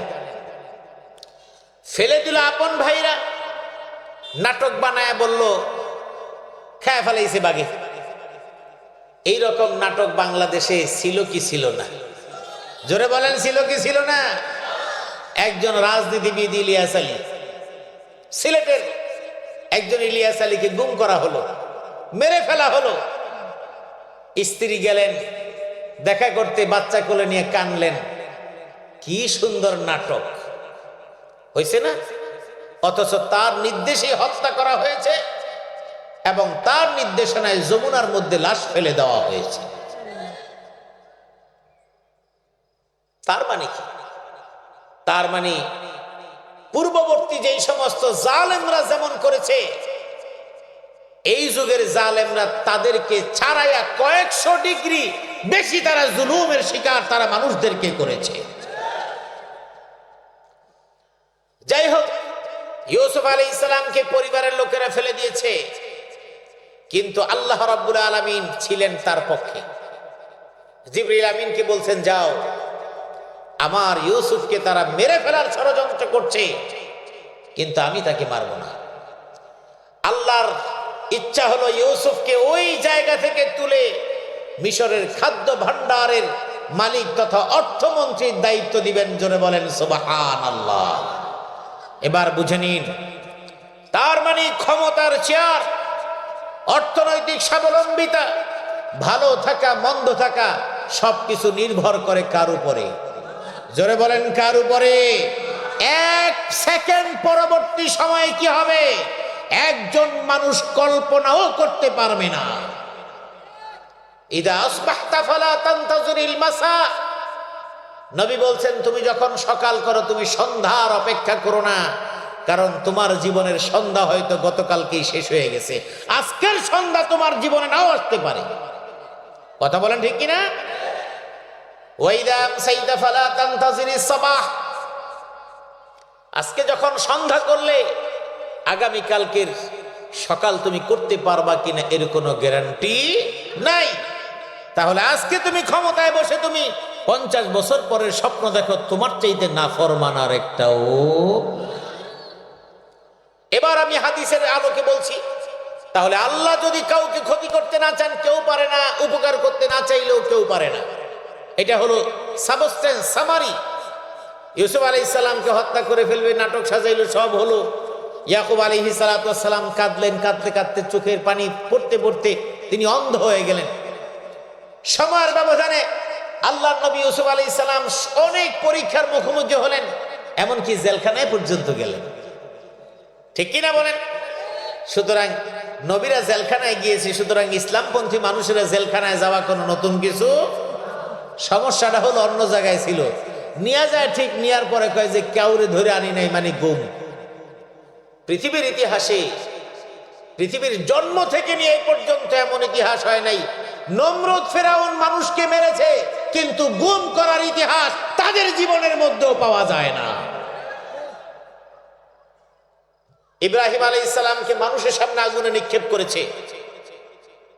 নমরুদের যেই পাওয়ার ছিল, সে চাইলে ইব্রাহিম আলাইহিস সালামকে গুম করে ফেলতে পারত, কিন্তু পৈশাচিকতার যে এত মাত্রা হতে পারে এই বিদ্যাটা নমরুদেরও ছিল না। আজকে যদি থাকতো তাহলে তার কাছ থেকে এই বিদ্যা নমরুদ শিখতে পারত। ফেরাউন মুসা আলাইহিস সালামকে সন্ত্রাসী তকমা লাগায় দেশ ছাড়া করেছেন। তিনি দেশ ছেড়ে তিনি মাদিয়ানে গিয়েছেন। দীর্ঘ সময় শুআয়ব আলাইহিস সালামের বাড়িতে তিনি, তার অধীনে তিনি ছিলেন। দীর্ঘ পরিক্রমার পরে তিনি আবার তার ভূমিতে তিনি ফিরে এসেছেন। আসার পরে আল্লাহ বলছেন, ইযহাব ইলা ফিরআউনা ইন্নাহু তাগা, যাও একটু দাওয়াত দাও। কারণ জালেমদেরকে ধরার আগে আল্লাহ একটু সুযোগ দেয়।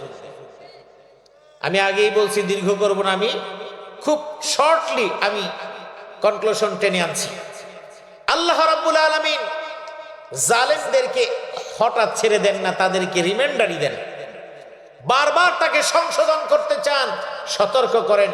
কিন্তু যখন জালিম মনে করে যে এটা আমার সতর্ক নাম, বরং আমি আরো বাইচে গেলাম, তখন আল্লাহ পাক এমন ভাবে ধরেন, ওই ধরা আর কখনো ছাড়া হয় না। বিড়ালে ইঁদুর ধরে, আপনারা মুরব্বীরা দেখেছেন, ছোটরা হয়তো নাও দেখতে পারে। বিড়ালে ইঁদুর ধরে ধরে তারপরে খাওয়ার আগে ওটা নিয়ে একটু খেলে। এটা হয়তো অনেকে মনে করে গল্পের গল্প, কিন্তু না, আমি সচক্ষে দেখেছি। এরপর আমি খুব মজবুত ভাবে আমি বলতে পারি, আমি সচক্ষে একদিন দেখি একটা বিড়ালের সামনে এমন করে বসে আছে, একটা ইঁদুর মরার মতো পড়ে আছে। তা আমি ভাবছি এই একটা মরা ইঁদুর নিয়ে, তা মরা ইঁদুর তো বিড়াল আশা করি খুব একটা মজা পাবে না। তো আমার ভাতিজা, আমি বললাম এটা এমন করে, কয় না তুমি বুঝো নাই, বিড়াল এটা লয়ে খেলতেছে।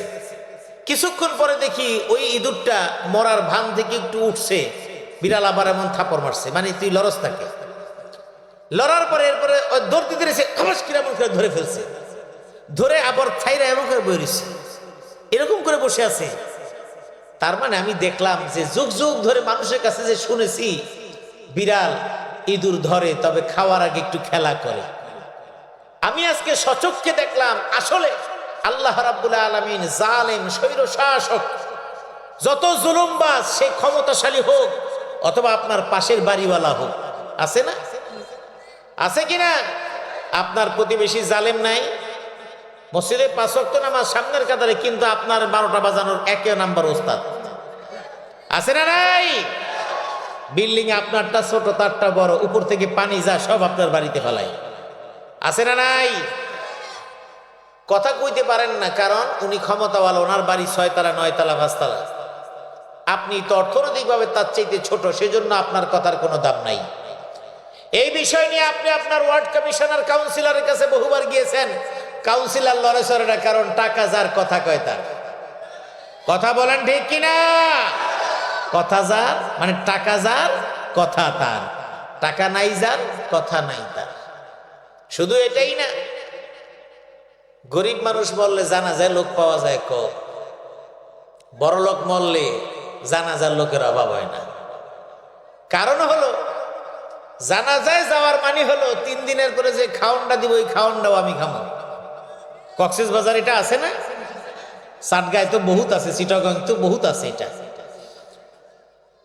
এখন চিন্তা করে, এবং এই চট্টগ্রামে মেয়র ছিলেন যে মহিউদ্দিন সাহেব, ওনার কুলখানি না 40 খাওয়ান লয়ে এত মারামারি পর্যন্ত হয়ে গেছে বিরিয়ানির প্যাকেট নিয়ে। তো যাই হোক, আমরা প্রয়োজনীয় কাজের চাইতে অপ্রয়োজনীয় কাজ নিয়ে বেশি মাথা কামাই। অর্থাৎ মানুষ মারা গেছে, মারা যাওয়ার পরে তার বাড়ির বিরিয়ানি খাওয়ার জন্য আমাদের মুখের জিহ্বা পানি চলে আসে। এটা কতটা ভালো না খারাপ এটা আপনারাই বিবেচনা করবেন, আমি কোনো মন্তব্য করতে চাই না। কারণ আপনারা এমনও হতে পারে যে আমি আজকে মন্তব্য করলাম, আপনারা তো সবাই ওই পার্টির লোক, খাওয়া পার্টির লোক। দেখা গেল আমি বললাম আপনারা পুরাই আমার বিপক্ষে। চিন্তা করলেন এই মৌলভী সাহেব দাওয়াতের চিন্তা করতেছি না। আমি আজকে আসার সময় বলছি আমি কক্সবাজার বহু আসছি, আল্লাহ বহু আনাইছে। এই সদরেই, এই পৌরসভার মধ্যে ওদিকে এদিকে বহু জায়গায় গেছি, বহু জায়গায় দাওয়াত এখন প্রতি বছরই দেয়। আমি ইচ্ছা করি এখন দূরের প্রোগ্রামগুলো কমিয়ে দিচ্ছি আস্তে আস্তে। তো সেটা হিসাব না, আমি বিতর্ক সৃষ্টি করতে চাচ্ছি না, আপনারা জেনে নেবেন রাসূলুল্লাহর সুন্নাহ এটা না। বলতে গেলে তো অন্যদিকে চলে যায়। তো আমরা চিন্তা করি যে আমরা খাওয়ায় যাবো, এই যাবো। এরপরে আমাদের দেশে কবরস্থান নিয়েও ভাগাভাগি আছে। বড় লোকের কবরস্থান এক জায়গায়, গরিবের কবরস্থান আরেক জায়গায়। এটা আপনাদের এলাকায় কম, কিন্তু ঢাকা শহরে অনেক আছে। যেমন ঢাকা শহরে একটা আছে বুদ্ধিজীবী গোরস্থান, নাস্তিক সবটির ওই জায়গায় দাফন করে। যে যত বড় নাস্তিক, যে যত বড় আল্লাহদ্রোহী, তার বুদ্ধিজীবী গোরস্থানে দেয়। ওরা কিন্তু জুরাইন গোরস্থানে দেয় না। নাম তো জুরাইন তো নাম শুনছেন, হয়তো অনেকে চিনেন, অনেকে গিয়েছেন, অনেকে জানেন। লাওয়ারিশলা জুরাইন গোরস্থানে। আর স্বাভাবিক প্রক্রিয়ায় মানুষ মারা যায় সেগুলি আজিমপুরে। রাজনৈতিক আবার শিল্পপতিরা মরলে আবার আজিমপুরেও দেয় না, বুদ্ধিজীবী গোরস্থানেও দেয় না মিরপুর, ওদেরকে দেয় হলো বনানী গোরস্থানে, কারণ এটা হলো বড় লোকের জায়গা। কিন্তু আমি একটা মাঝে মাঝে বলি যে লাভ নাই তো, সব কবরে তো ওই 2 জনই আসবে। কথা বলেন ঠিক কিনা? আতাহু মালাকান, কয়জন আসবে? 2 জন।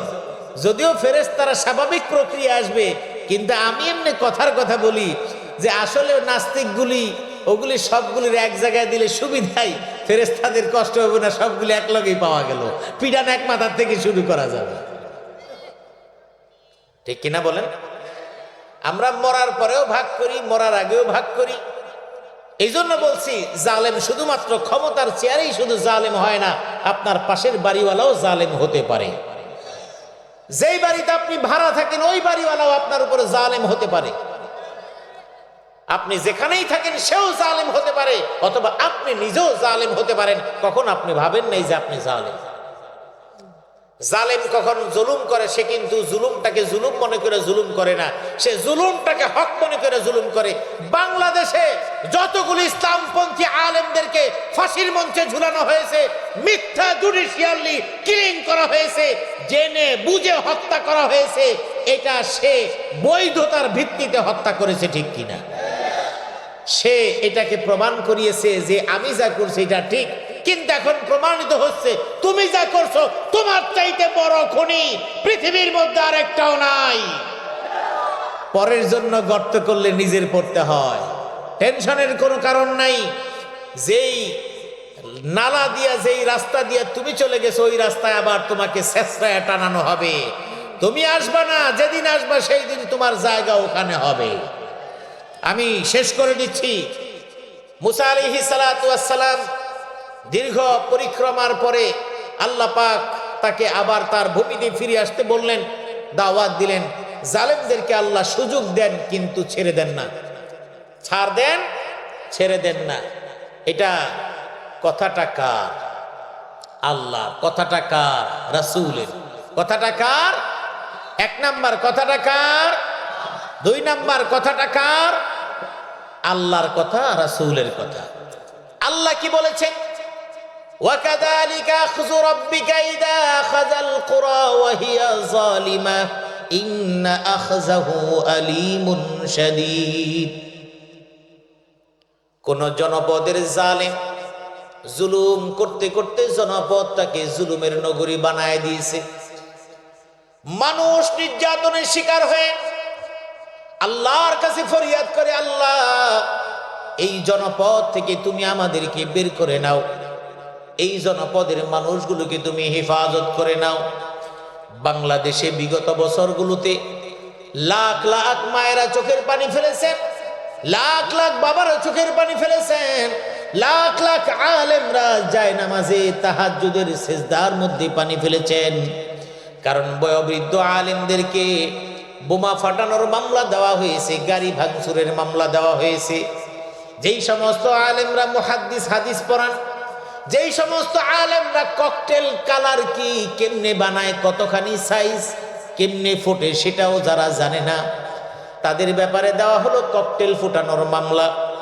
যেই মানুষগুলো নিজের লাঠি ভর দিয়ে চলতে পারে না, তাদের ব্যাপারে মামলা দায়ের করা হলো। বাইতুল মুকাররমের উত্তর গেটে গজারি লাঠি নিয়ে তিনি ঢুকছেন, এরপরে তিনি পিটাইছেন।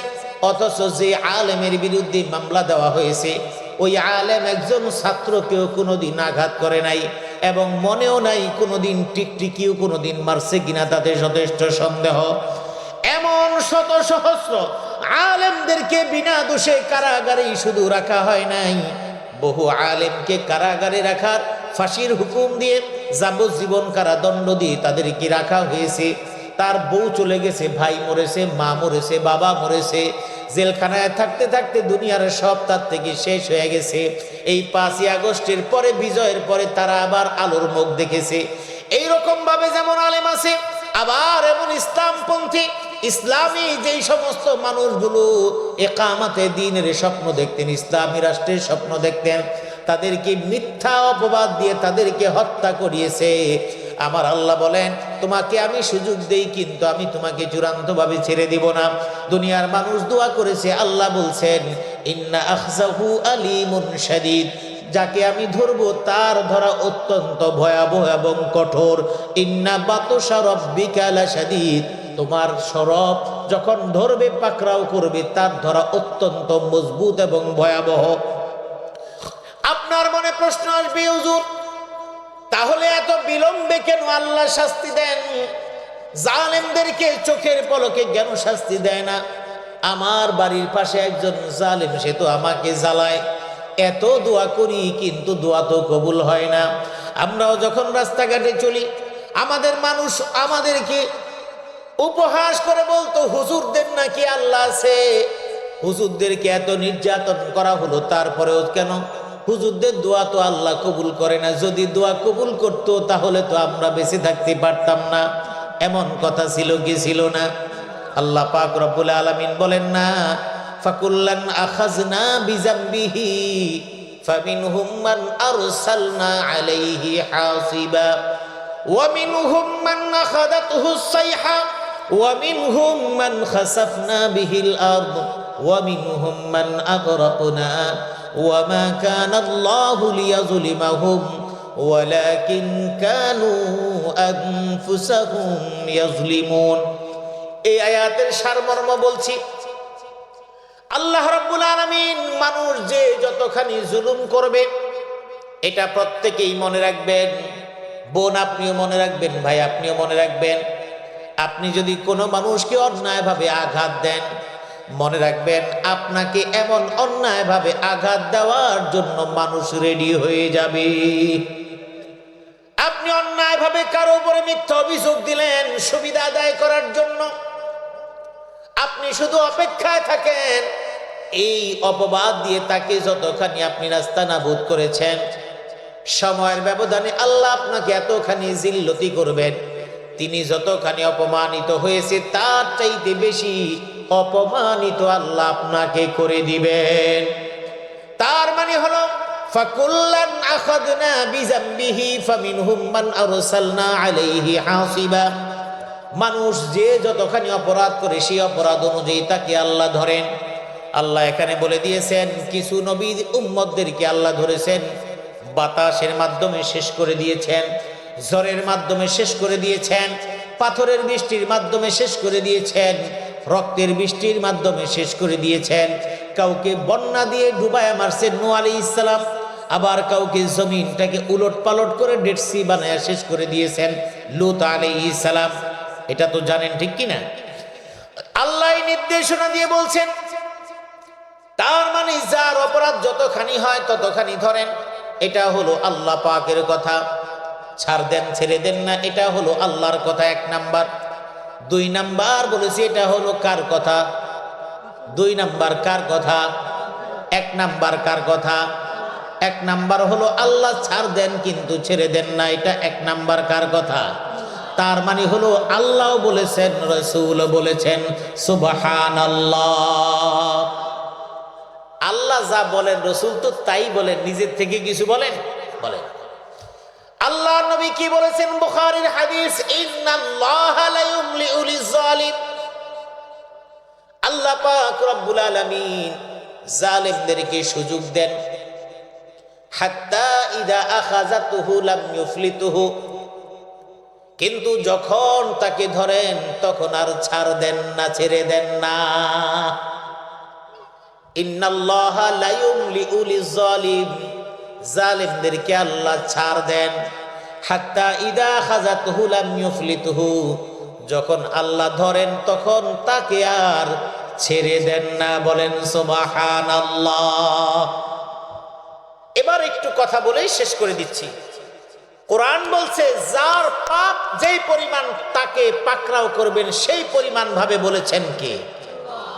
এবার আপনাকে বোঝানোর জন্য বলি, ছোটবেলায় টেনিস বল খেলছেন না সবাই?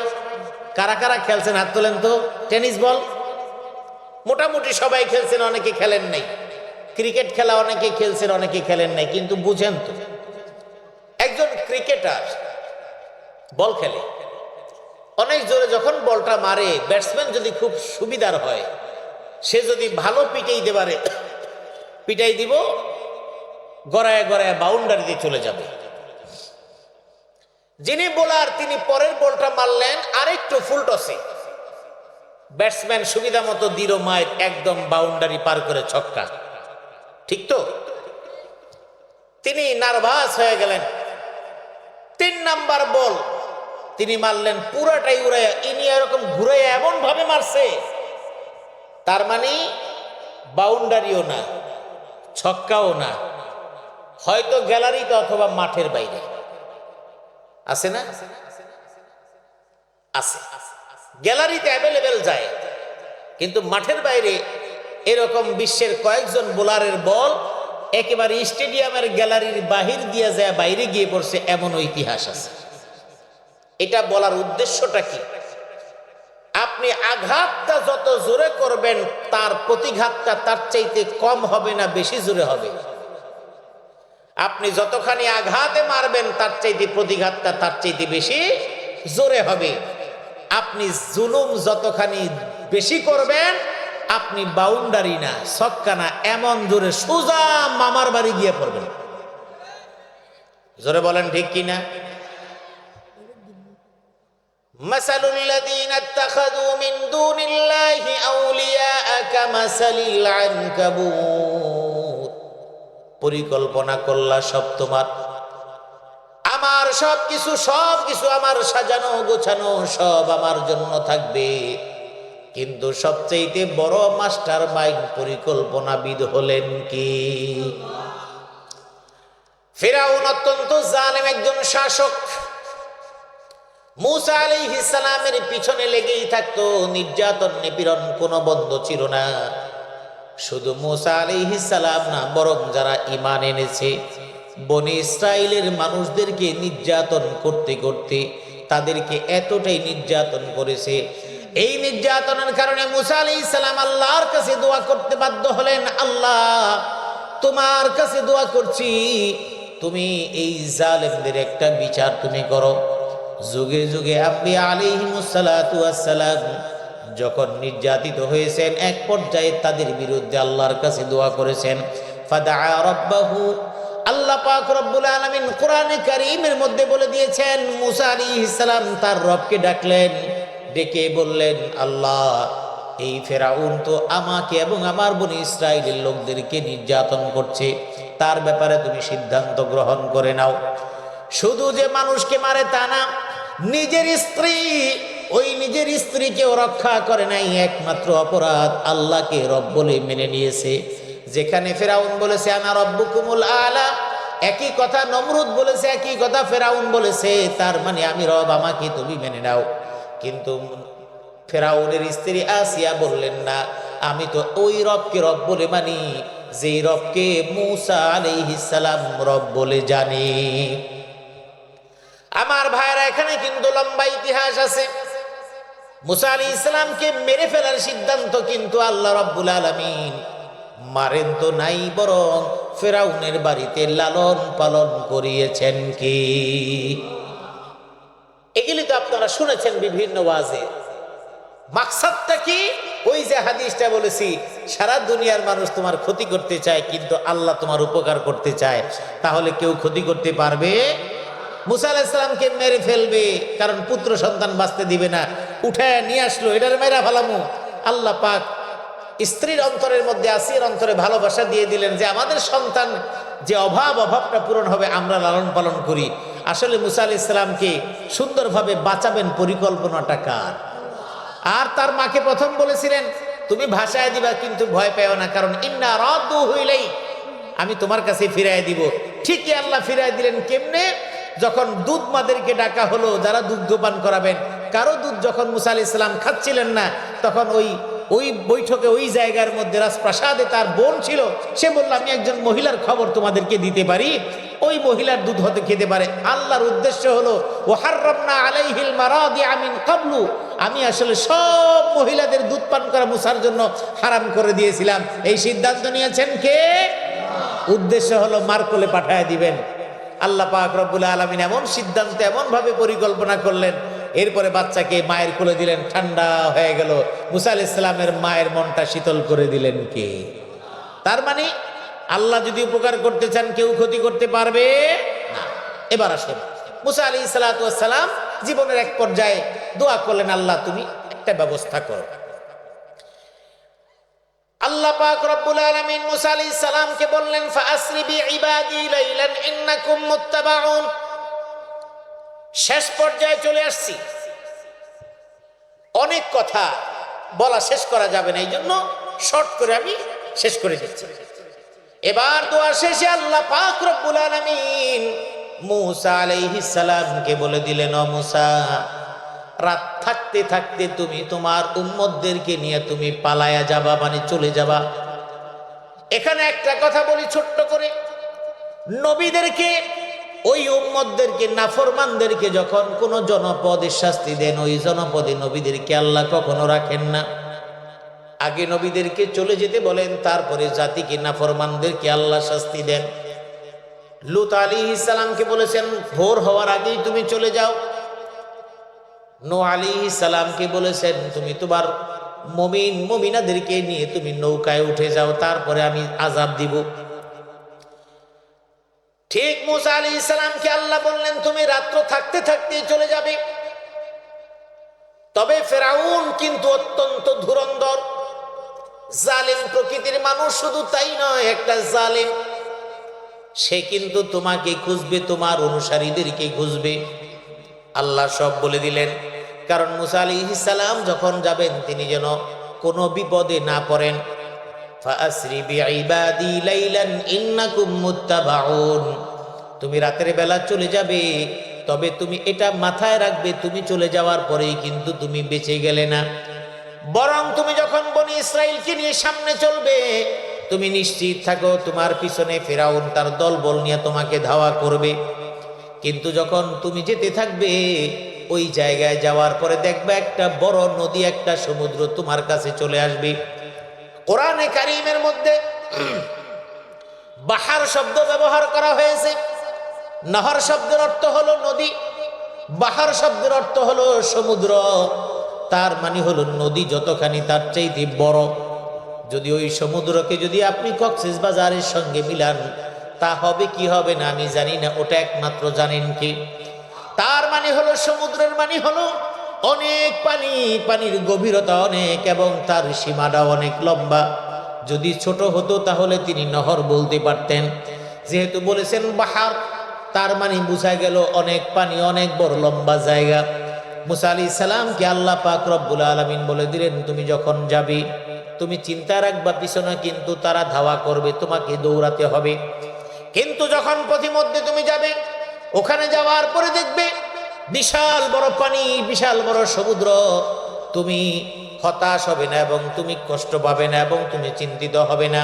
তোমার হাতে যে লাঠি থাকবে, লাঠি দিয়ে তুমি আঘাত করবে, তারপরে যা করার দায়িত্ব তা করব আমি। আল্লাহ পাক রব্বুল আলামিন বলে দিলেন, পানি দিয়ে, পানির মধ্যে যখন তুমি আঘাত করবে, দুই দিকের পানিটা আমি যখন থামায় দিয়ে মাঝখান দিয়ে রাস্তা বানায় দিব, তুমি এবং তোমার ওই অনুসারীদেরকে সঙ্গে করে নিয়ে তুমি ওই সমুদ্র পার হয়েও পারে তুমি চলে যাবা। এটা আপনারা জানেন। কিন্তু এর পরের অংশ কি? আল্লাহ বলে দিলেন, ওয়াতুরুকিল বাহরা রাহওয়ান ইন্নাহুম জুনদুম মুগরাকুন কাম তারাকু মিন জান্নাতিন ওয়া উয়ুন ওয়া যুরু'ইন ওয়া মাকামিন কারীম। এর প্রত্যেকটা কথাগুলো আমার আপনার সমাজের মধ্যে মিলাই দিয়েছেন আল্লাহ। অনুবাদটা বুঝে নেবেন, আমি আগেই বলেছি, বাড়িতে যে বুঝে নেবেন একলা একলা। এবার আল্লাহ বলে দিলেন, ওয়াতরুকিল বাহরা রাহওয়া। এটা সূরা দুখানের আমি সূরার নাম বলে দিলাম, বলে নেবেন। আল্লাহ বলে দিলেন, তুমি যখন সমুদ্র পার হয়ে পারে যাবা, পিছনে তুমি তাকায় দেখবা সমুদ্রের পানিগুলি শুকনা, দুই দিকে পানি থেমে আছে। এটা নিয়ে তুমি চিন্তা করে তুমি কখনোই কামনা করবে না, আল্লাহ আমি তো চলে আসছি, এবার তুমি পানি বহমান করায় দাও, রাস্তাটা তুমি বন্ধ করে দাও, এটা দিয়ে চিন্তা করবা না। এর কারণ হলো দুনিয়ার মানুষ যা কিছু করে তা পরিপূর্ণ হয় না। ওই দুনিয়ার জমিনের মধ্যে যা পরিকল্পনা হয় সেটা বাস্তবায়ন হয় না। আর সে আজিমে আমার আল্লাহ যেই পরিকল্পনা করেন সেই পরিকল্পনারও বাস্তবায়ন করে নেন কি? আর জোরে বলেন কি? মুসা আলাইহিস সালামকে বলে দিলেন, তুমি যাইবা, সমুদ্রের রাস্তা নিয়ে তুমি টেনশন করবা না, তুমি কামনাও করবা না রাস্তাটা যেন বন্ধ হয়ে যায়। কারণ ইন্নাহুম জুনদুম মুগরাকুন, কারণ তাদেরকে ওই সমুদ্রের মধ্যে ডুবায়া মারার সিদ্ধান্ত নিয়েছেন কি? মুসা আলাইহিস সালাম ওপারে চলে গেলেন, পার হয়ে চলে যাচ্ছেন। ফিরআউন দলবল নিয়ে ঠিকই এখানে আসলো, কারণ এটার পরিকল্পনাকারী কে? আল্লাহর উদ্দেশ্য হলো জালেমদেরকে সুযোগ দিয়েছি, আর কোনো সুযোগ দিব না। এবার এমন ভাবে নাস্তানাবুদ করব, তার অস্তিত্ব দুনিয়ার মধ্যে আর আমি বাকি রাখবো না। এবার সবাই ডুবে মরছে। ডুবে মরা কালীন সময়গুলো আপনারা জানেন, সেখানেও তার কি কথাবার্তা তাও জানেন। আল্লাহ বলে দিয়েছেন, তুই আমার উপর ঈমান আনলি, কিন্তু একটু আগেও তুই আমার চাইতে, আমার উপরে সবচাইতে বড় নাফরমান ছিলি। আমি তোকে মারবো এটা ঠিক, তবে তোকে আমি এমন ভাবে তোকে আমি বাঁচায় রাখবো। ফালিয়াউমা নুনাজ্জিকা বিবাদানিকা লিতাকুনা লিমান খালফাকা আয়া। তোকে আমি হত্যা করব, তোকে আমি মেরে ফেলবো, কিন্তু তোর দেহটাকে আমি কখনো শেষ হতে দিব না। এটাকে আমি হেফাজত করে রাখবো। লিতাকুনা লিমান খালফাকা আয়া, যাতে করে পরবর্তী জাতি যারা আসবে তারা যেন দেখে দেখে বুঝে আমার সঙ্গে নাফরমানি যারা করে তাদের পরিণতি হয় অত্যন্ত ভয়াবহ। এবার ঠিক একই কাজ করলেন। এবার আল্লাহ পাক রব্বুল আলামিন বলছেন ফিরাউন শেষ, সব গোষ্ঠী শুদ্ধ শেষ। এবার আল্লাহ বলছেন শোনো, ফিরাউনকে যখন শেষ করে দিলাম, জালেমকে যখন সাইজ করে দিলাম, তখন অবস্থাটা কেমন হলো? কাম তারাকু মিন জান্নাতিন ওয়া উয়ুন, বিশাল বড় একটা রাজপ্রাসাদ ছিল। ওই রাজপ্রাসাদের মধ্যে কাম তারাকু মিন জান্নাতিন ওয়া উয়ুন, মন্ত্রীর একটা বাড়ি ছিল, ঝর্ণাওয়ালা বাড়ি ছিল, মন্ত্রী পরিষদের হাজার হাজার বাড়ি, প্রধানমন্ত্রীর বাড়ি, রাষ্ট্রপতির বাড়ি, সব আছে সুসজ্জিত করে সাজানো। বাগান আছে, এখানের মধ্যে ফল হয়, টমেটো হয়, লাউ হয়, আলু হয়, পেঁয়াজ হয়। ওই জায়গার মধ্যে মাছ চাষ করা হয়, ওটা দিয়ে বড়শি দিয়ে বাড়া হয়। এখানে ব্যাডমিন্টন খেলা হয়, কোর্ট করা আছে, এখানে হাঁটা হয়, এখানে দৌড়ানো হয়, সব কিছু আছে না নাই? সুন্দর ঝর্ণাধারা আছে। আমার আল্লাহ বলছেন যখন আমি তাদেরকে শেষ করে দিলাম, এই সমস্ত বাড়ি এবং ঝর্ণাধারাগুলো সব পড়ে রইল। কাম তারাকু মিন জান্নাতিন ওয়া উয়ুন, শুধু তাই না, ওয়া যুরু'i ওয়া মাকামিন কারীম। এবার দুদক বলল তার 200 বিঘা সম্পত্তি এলাকার মধ্যে আছে। একজন এমপি সাহেবের মিরপুরের 22 বিঘা সম্পত্তি, তার দাম কয়েক হাজার কোটি টাকা তার দখলে। রাষ্ট্র সব নিয়ে গেল। ছাগল কাণ্ডের ওনার ওয়াইফের কয়েকশো বিঘা সম্পত্তি, ওনারও কয়েকশো বিঘা সম্পত্তি। দুদক বলল এটাও আমরা নিয়ে নিব। আল্লাহ বলছেন ওয়া যুরু'i ওয়া মাকামিন কারীম, ওই ফেরাউন এবং তার দলবলের লোকদের অনেক সুন্দর সুন্দর বাড়ি ছিল, বাগান ছিল, ক্ষেত ছিল, শস্য ছিল। শুধু তাই না, ওয়া মাকামিন কারীম, বিশাল বড় বড় ডুপ্লেক্স বাড়ি ছিল। এমপি সাহেবের বাড়ি, মন্ত্রী সাহেবের বাড়ি আছে না নাই? কিন্তু এমপি পলায় গেছে, এমপি পলায় গেছে, মন্ত্রী পালায় গেছে। বাড়ির জায়গায় বাড়ি, এখন জানলাও নাই, দরজাও নাই, বহু জায়গার ইটও নাই। আমি কাকুর এলাকায় ঘন ঘন যাই, এই কয়দিন পরে আবার যাব কাকার এলাকায়। ওখানে যাওয়ার পরে শুনলাম যে ইটও নাই। আহা, কষ্ট। যদি তুমি আল্লাহর কথাটা যদি শুনতা, তাহলে তোমার জায়গাটা নষ্ট হইতো না, ঠিক কিনা? কোরআন আমাকে কি বলছে? কাম তারাকু মিন জান্নাতিন ওয়া উয়ুন, তাদের অনেক বাগান, অট্টালিকা, ঝর্ণাধারা, তাদের সুন্দর সুন্দর দৃশ্য, পানির আলাদা ঝর্ণা, মাছের আলাদা ঝর্ণা, সব ফেলে রেখে সব দূর। ওয়া যুরু'i ওয়া মাকামিন কারীম, নিজের হাতের লাগানো পেঁপে, নিজের হাতের লাগানো আপেল, নিজের হাতের লাগানো মালটা, নিজের হাতের সরিষা, নিজের হাতের লাউ, এটা সেটা সব আছে। শুধু তাই না, ওয়া মাকামিন কারীম, অনেক সুন্দর সুন্দর অট্টালিকা, বাড়ি, কিন্তু সব ভস্ম হয়ে গেছে। এখন ওই বাড়িতে শিয়ালও যায় না। কোরআন ঠিক আছে তো? আমার কথা না কার কথা? সূরা দুখান, আমি বলে দিলাম, একটা কথা মিথ্যা বলছি না। এরপরে আল্লাহ বলছেন ওয়া না'মাতিন কানু ফিহা ফাকিহিন, নিয়ামত দিতে দিতে তো ভরেই ফেললেন, ফুল ফুলাদি সব দিলেন। কাযালিকা ওয়া আওরাসনাহা কওমান আখারিন, ফেরাউন শেষ, ওই রাজত্ব শেষ। পিছনে কারুনের সম্পদ, হামানের সম্পদ, ফেরাউনের সম্পদ, আরো রাষ্ট্র পরিষদের আমুক এখানে 300 এমপি, ওই জায়গায় তো এমপি না হোক আরো এমন লোকজন আছে না? সমস্ত সম্পদগুলো ফেরেই তারা শেষ হয়ে গেল। আল্লাহ বলছেন কাযালিকা ওয়া আওরাসনাহা কওমান আখারিন, বনি ইসরাইলরা আবার এবার ফিরে আসলো। জালেম শেষ, এবার তারা ফিরে আসছে। কেউ বিদেশে সেখান থেকে আসলো, কারণ দেশ ছেড়ে পালাইছে, থাকলে ফাঁসি দিয়া লাগবে, আছে না? আল্লাহ পাক রব্বুল আলামিন বনি ইসরাইলকে নিজের জায়গায় আবার স্থানান্তরিত করলেন। এবার ওই ফেলে দেওয়া সম্পত্তির মিরাজ তাদেরকে দিয়ে দিলেন। মিরাজ কিভাবে? অর্থাৎ দেখা গেল এই সম্পদ তারা ফেলে রেখে চলে গেছে, এই সম্পদগুলো তাদের কোনো ওয়ারিস থাকলে, তাদের কেউ থাকলে সেটা ভোগ করছে, অথবা না থাকলে কেউ নাই, জমিন তো আর পড়ে থাকবে না, পড়ে থাকবে? আজকের আমাদের না সিএসআরএস পর্চা আছে, ওই সময় তো এরকম কিছু না, জমিন যেখানে খালি আছে সেখানেই মানুষ থাকছে।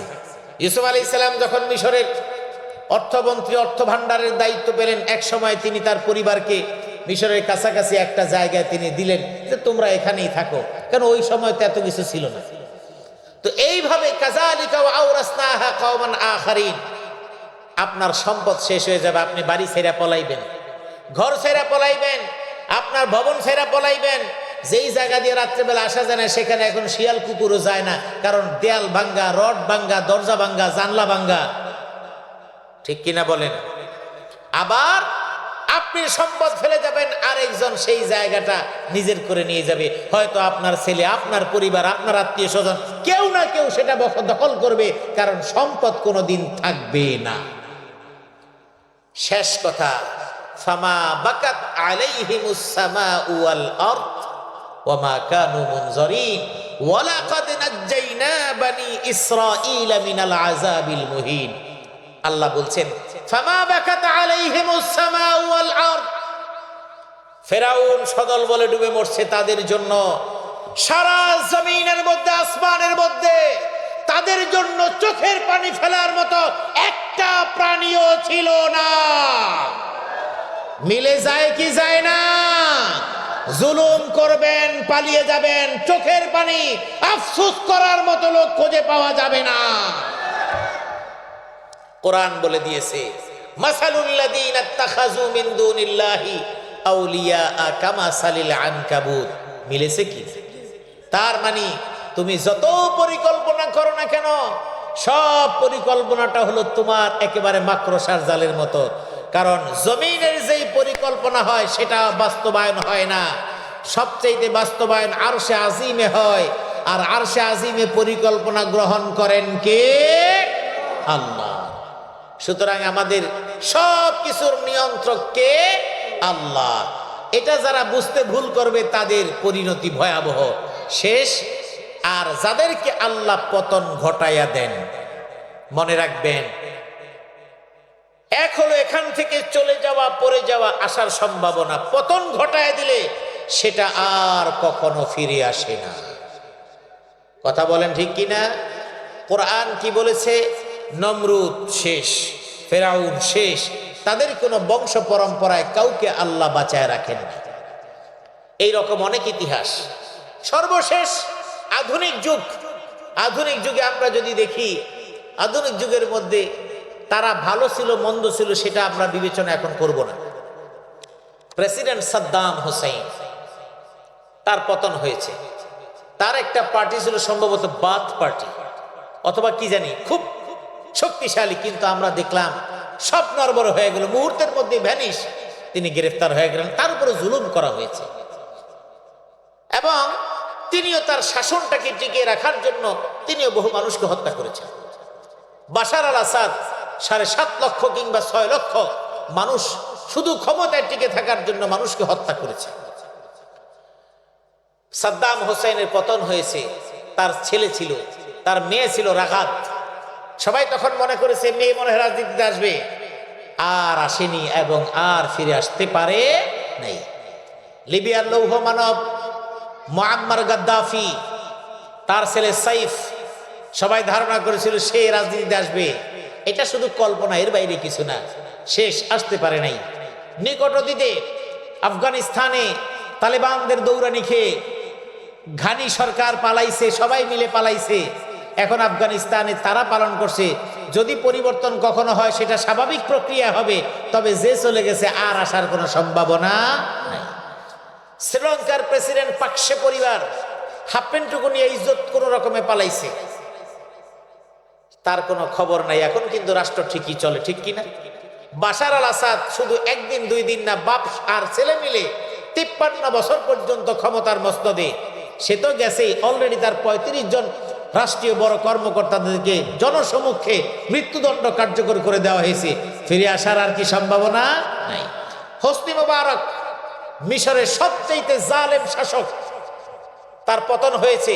তবে পতন হওয়ার পরে জেলখানায় তার মৃত্যু হয়েছে, কিন্তু তার আর কিন্তু উত্থান হওয়ার সম্ভাবনা হয় নাই এবং কোনোদিন আসেও নাই।